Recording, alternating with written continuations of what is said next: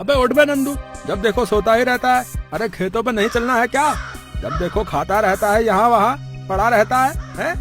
अरे उठता है, याद करूँ तेरी सुताई है? उठ। बंसी की ये बात सुनते ही नंदू झट से खड़ा हो जाता है।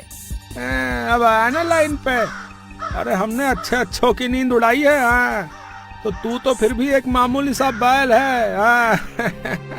एक बेचारे बैल को मारकर साला हंस तो ऐसे रहा है जैसे पता नहीं कितना बड़ा काम किया हो। हे भगवान, पिछले जन्म में पता नहीं ऐसा कौन सा पाप किया था जो तूने मुझे बैल बना दिया। चलो बैल बनाया तो वो भी ठीक है, लेकिन इस नमूने को मेरा मालिक क्यों बनाया? मुझसे गधों की तरह खेतों में काम करवाता है और खुद बैठा हुआ खैनी मलता रहता है। फिर नंदू बंसी के साथ खेतों पर जाने लगता है। रास्ते में उन्हें एक आदमी मिलता है। अरे भाई बंसी, इस गाय को कहाँ ले जा रहे हो? हल जोतने या नचाने? अरे लगता है तेरी आँख खराब हो गई है, तुझे दिखता नहीं है कि ये बैल है? अरे नहीं नहीं, इसकी चाल देखकर लग रहा है। देखो ना कैसे मटक मटक कर चल रहा है। हाँ? इसीलिए मैंने इसे गाय समझ लिया। अरे तो क्या मेरे नंदू ने पतलून पहनी है जो तुमको पता नहीं चला है? चलो अब हटो मेरे रास्ते से, मुझे खेत के लिए देर हो रही है। इतना बोलकर बंसी नंदू को लेकर खेतों पर चला जाता है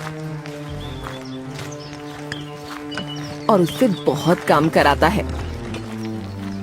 शाम के समय बंसी के घर जमींदार आता है। बंसी, अरे ओ बंसी। अरे अब कौन मर गया? मुझे चैन से आराम भी नहीं करने देते। इतना बोलकर बंसी बाहर जाता है। अरे जमींदार जी, आप, अरे अगर कुछ काम था तो मुझे बुलवा लिया होता, मैं खुद आ जाता। अब ज्यादा मस्का मत लगा, मैंने सब सुन लिया जो तू अंदर कह रहा था। अब मेरी बात सुन, मुझे कुछ दिन के लिए तेरा बैल चाहिए। वो क्या है ना कि मेरा बैल अचानक से बीमार हो गया है और वैसे भी तेरे खेतों का तो सारा काम हो गया है। अबे यार, अब इसे कैसे मना करूं? क्या हुआ बंसी, किस सोच में पड़ गया तू? जमींदार जी, मुझे ये बताते हुए बहुत दुख हो रहा है कि मेरे नंदू की भी तबीयत ठीक नहीं है। ठीक है भाई बंसी, जैसी तेरी मर्जी।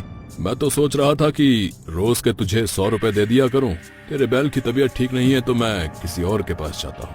100 रुपए का नाम सुनते ही बंसी के मन में लालच आ जाता है। अरे मेरे होते हुए किसी और के पास जाने की क्या जरूरत है? वो दरअसल मेरे नंदू की तबीयत इतनी भी खराब नहीं है। मुझे पता था कि ये लालची 100 रुपए सुनते ही मुझे अपना बैल दे देगा। क्या हुआ जमींदार जी? ठीक है बंसी, जैसा तू कहे। ये पकड़ अपने 100 रुपए। बंसी झट से वो पैसे ले लेता है। ठीक है जमींदार जी, आप यहीं रुकिए, मैं भी अपने नंदू को लेकर आता हूँ। फिर बंसी नंदू के पास जाता है। बेटा नंदू, जमींदार के खेतों में पूरी मेहनत से काम करना। जमींदार रोज के 100 रुपए देगा मुझे। क्या ये बंसी का बच्चा मुझे अब 100 रुपए के बदले उस जमींदार को दे रहा है? इसका मतलब अब मुझे दूसरों के खेतों में भी काम करना होगा। फिर बंसी नंदू को लेकर जमींदार के पास जाता है। लीजिए जमींदार जी, आज से कुछ दिनों के लिए मेरा नंदू आपकी अमानत। ठीक है, तो बंसी अब मैं चलता हूँ। अच्छा सुनिए जमींदार जी। हाँ कहो, क्या बात है? मैं ये बोल रहा था कि थोड़ा ध्यान रखना। अरे हाँ हाँ बंसी, ये भी कोई बोलने की बात है? तुम्हारे नंदू का मैं बिल्कुल अपने बैल जैसा ही ध्यान रखूंगा। नहीं नहीं, मैं नंदू की बात नहीं कर रहा जमींदार जी। अरे तो फिर तुम किसका ध्यान रखने के लिए बोल रहे हो? दरअसल जमींदार जी, मैं पैसों का ध्यान रखने के लिए बोल रहा था। अरे हाँ भाई हाँ, मैं रोज सुबह तेरे पैसे देने आया करूंगा, ठीक है? इतना बोलकर जमींदार नंदू को लेकर चला जाता है।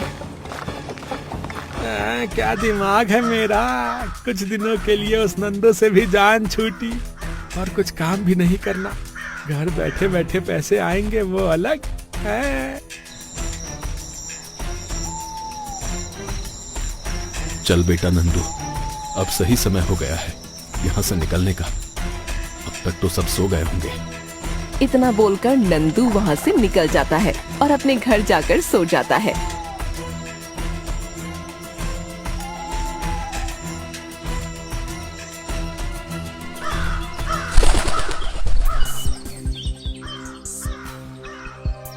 अरे ये बंसी का बैल कहाँ चला गया?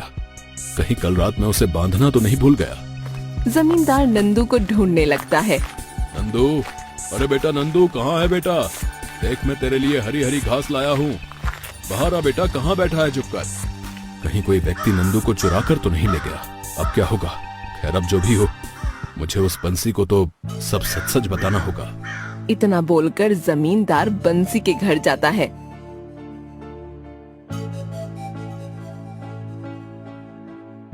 बंसी, अरे भाई बंसी, जरा बाहर तो आओ। लगता है जमींदार आया है, जरूर पैसे देने आया होगा। बंसी हंसते हुए बाहर जाता है। जमींदार जी, इतनी भी क्या जल्दी थी? शाम तक दे देते या फिर मैं खुद ही आकर ले लेता। आपने तकलीफ क्यों की? चलिए कोई बात नहीं, आप आए या मैं आऊं, अरे बात तो एक ही है। अब आप आ ही गए हैं तो लाइए, अब जल्दी से पैसे दे दीजिए। बंसी को देखकर जमींदार की हिम्मत ही नहीं हो रही थी कुछ बोलने की। अरे क्या हुआ जमींदार जी, आप कुछ बोल क्यों नहीं रहे हैं? बंसी, दरअसल मैं तुमसे माफी मांगने आया हूँ। अरे जमींदार जी, रहने दीजिए, क्यों मजाक कर रहे हैं? नहीं बंसी, मैं मजाक नहीं कर रहा।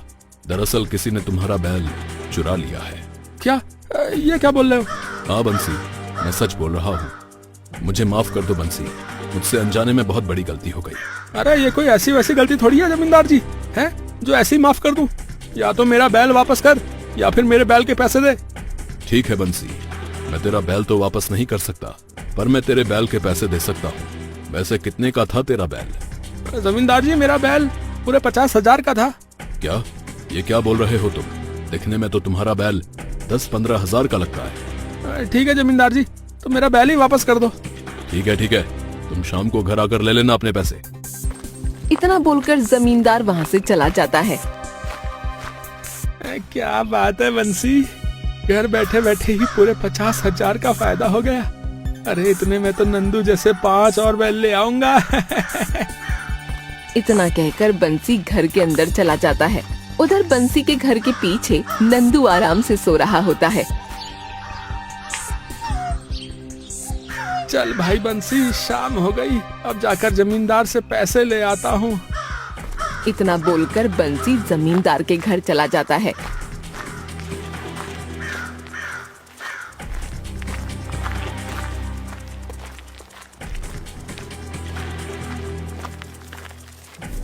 जमींदार जी, घर पर हैं क्या? आओ बंसी आओ, मुझे तुम्हारा इंतजार था। ये लो अपने 50,000 रुपए। ठीक है जमींदार जी, अब मैं चलता हूँ। अगर फिर कभी बैल की जरूरत पड़े तो मेरे पास आ जाना। इतना बोलकर बंसी अपने घर वापस आ जाता है।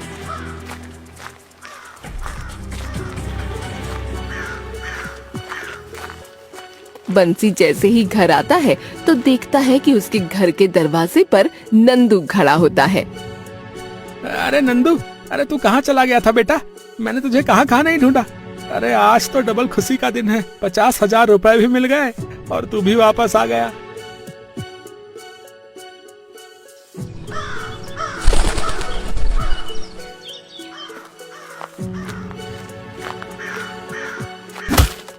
नंदू के बच्चे, अबे आलसी, जल्दी उठ, काम पे नहीं चलना क्या? लेकिन नंदू नहीं उठता। अरे आज क्या हो गया ससुरे को? रोज तो एक ही लात में उठ जाता है। लगता है ये लातों का भूत बन गया है, बातों से नहीं मानेगा।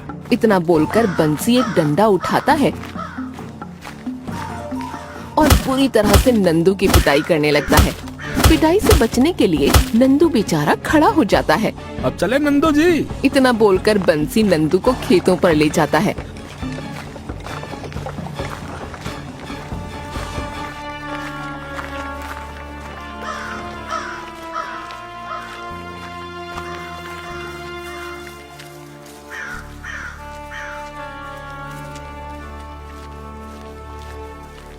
और कड़ी धूप में उससे काम कराता है। तबीयत खराब होने और तेज धूप के कारण नंदू ठीक से नहीं चल पा रहा था और उसके पैर लड़खड़ा रहे थे। अबे नंदू, क्या हुआ बे? सीधा क्यों नहीं चल रहा? लगता है सुबह की मार से तेरा पेट नहीं भरा। इतना बोलकर बंसी डंडा लेकर फिर से नंदू को मारने लगता है और दिन भर उससे काम कराता और डंडे से मारता। शाम को जब बंसी नंदू को लेकर घर जाता है तो खाना खाकर सो जाता है। और नंदू को खाना देना भूल जाता है। खुद तो खाकर सो गया और मैं यहाँ भूखा मर रहा हूँ। सारा काम तो हम बैल करते हैं और आराम ये इंसान करते हैं। अरे कभी तो इन्हें भी हमारे जैसी मेहनत करनी चाहिए। भगवान ने इन्हें भी तो हाथ और कंधे दिए हैं। हे भगवान, एक बार मुझे इंसान बना दो और मेरे मालिक को बैल।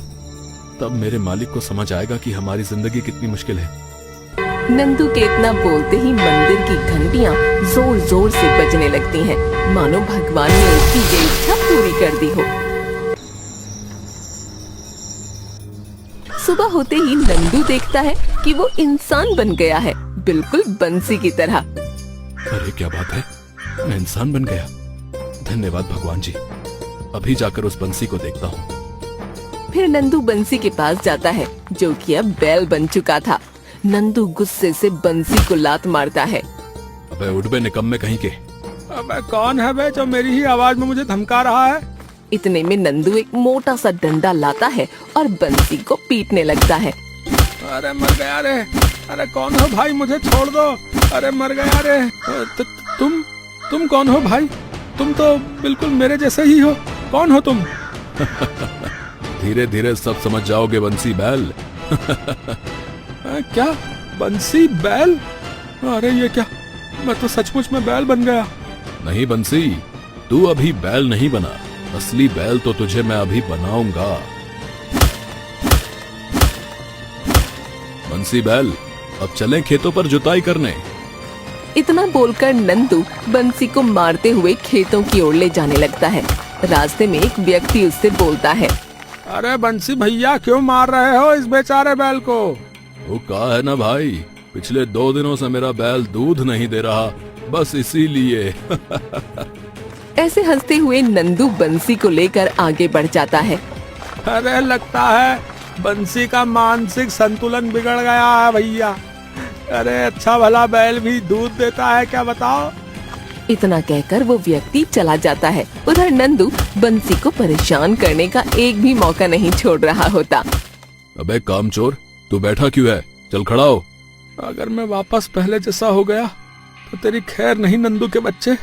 लगता है तुझे एक बार में सुनाई नहीं देता। अरे उठता है या लगाऊं तेरे पिछवाड़े पर एक डंडा? इतना सुनते ही बंसी तुरंत खड़ा हो जाता है। अब आया ना लाइन पे। फिर नंदू बंसी को लेकर खेत जोतने लगता है, लेकिन बंसी आगे ही नहीं बढ़ पा रहा होता। अरे ऐसे खींचने में बहुत ताकत लगती है।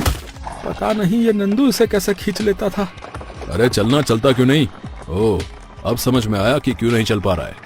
रुक, मेरे पास इसका भी इलाज है। नंदू फिर से डंडा लेता है और बंसी को मारने लगता है। अरे मर गया रे। इसके बाद बंसी आगे बढ़ने लगता है। देखा, अब कैसे बढ़ने लगा आगे। वैसे बंसी तू भी लातों का भूत है, बातों से नहीं मानता। बंसी बेचारा नंदू के हाथों पिटता रहा और नंदू भी उससे दिन भर काम कराता रहा। शाम होते ही नंदू बंसी के ऊपर बहुत सारी लकड़ियां रख देता है और घर आने लगता है। बेटा बंसी, कल से तू करेगा काम और मैं रगड़ूंगा खैनी। घर पहुंचने के बाद नंदू को भूख लगने लगती है। सारे काम तो हो गए, अब मुझे बहुत जोर की भूख लगी है। बहुत खा लिया घास फूस, अब जरा कुछ इंसानी जायके भी चख लिए जाएं।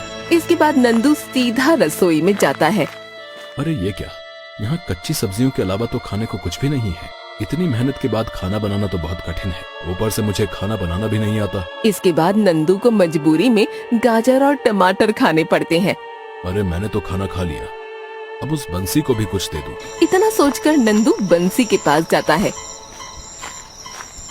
और उसके आगे थोड़ी घास डाल देता है। ये लो तुम्हारा आज का स्वादिष्ट भोजन, उम्मीद है तुम्हें पसंद आएगा। इतना बोलकर नंदू वहाँ से चला जाता है और बंसी वो घास खाने लगता है। छी छी, थू थू, कितना गंदा स्वाद है। वो भी क्या दिन थे जब मैं रोज रोज पकवान खाया करता था, और आज ये सूखी हुई घास। क्या फायदा, इंसान बनने के बाद भी मुझे भूखा ही सोना पड़ रहा है। पहली रात दोनों को ही भूखा सोना पड़ा।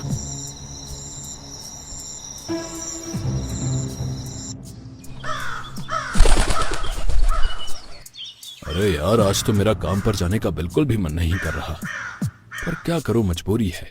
अगर कमाऊंगा नहीं तो खाऊंगा क्या?